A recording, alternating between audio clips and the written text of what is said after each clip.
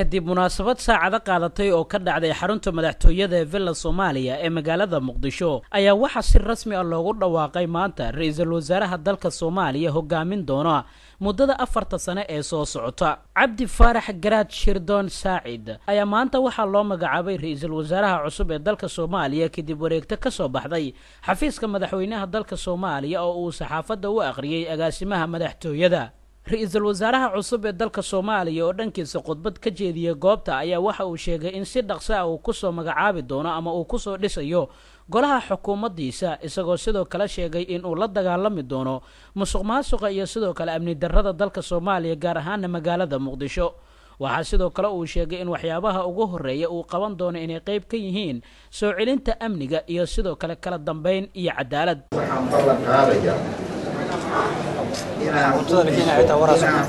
soo dhiso muddo kooban xukuumo tayo leh oo u horseeda dalka nabad iyo horumar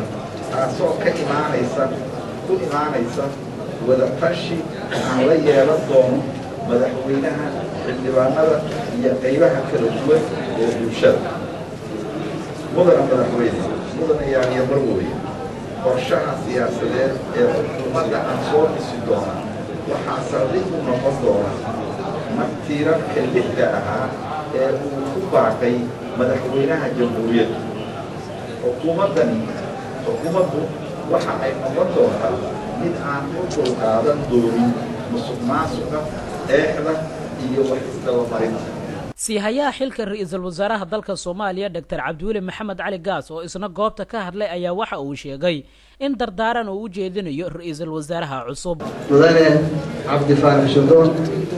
waa nin saaxiibkay ah ana qaado muddo aad u dheer waxaan ku aqaanaa aqoon karti akhlaaq iyo inuu yahay nin Soomaaliya oo wadani ah aaminsanahayna inuu sida madaxweynuhu ugu wigidmaday uga soo bixi doono waajibaadkaas qaran ee loo dhiibay ayaa runtii aaminsanahay si dhaban aaminsanay. runtii waxaa sidoo kale farxad loo ah inay maanta ay tahay maalin taariikhi ah waa 6 Sebtembar 2011 maalintaasina waa maalinta Muqdisho aan ku saxiixnay heshiiskii roadmap processka ee lagu soo dhamaystiray magacaabista ra'iisul wasaaraha maanta wasaaradda gudaheeda koowaad taariikhdu waxa weeye annaga roadmapkeygii waa dhammaaday waana soo gabagabeynay mudane Cabdi Faarax Shirdoon iyo xukuumadda uu soo dhiso dana waxaa u bilaaban doonaa roadmap cusub haddii la yiraahdo.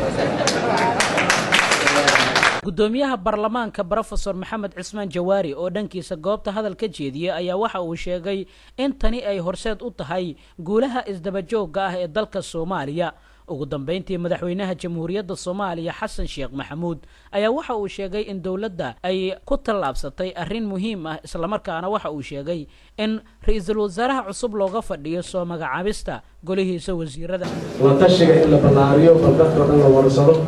dabcan iyaadan hebel ma tartiin ma ahayn la tashigu wuxuu ahaa nooca iyo waxa ra'iisul wasaaraha cusub imaanaya laga rabo iyo waxa aan laga rabin iyo waxa la rabo inuu joojiyo oo hadda jira iyo waxa la rabo inuu jirsiiyo ee aan hadda aan jirin waxa ay yihiin markaa prime ministerka cusub Dr. Cabdi Faarax waxaan u haynaa dossier ama folder intaas la weyn oo ay ku jiraan wixii dadweynaha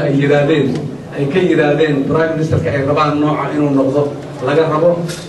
annaguna markii aan fiirinay inuu noocyadaas yeelan karay nala ahaatay laakiin waa la arkayaa haddii la yiraahdo muxuu ahaay marka ay xukuumadda uu hogaaminaya ay shaqo gasho inuu guulaystaan wada jecelnahay haddii alla yiraahdo waana sida gudoomiyaha baarlamaanka u sheegay aniguna sidoo kale xafiiskayga kula shaqayn doonaa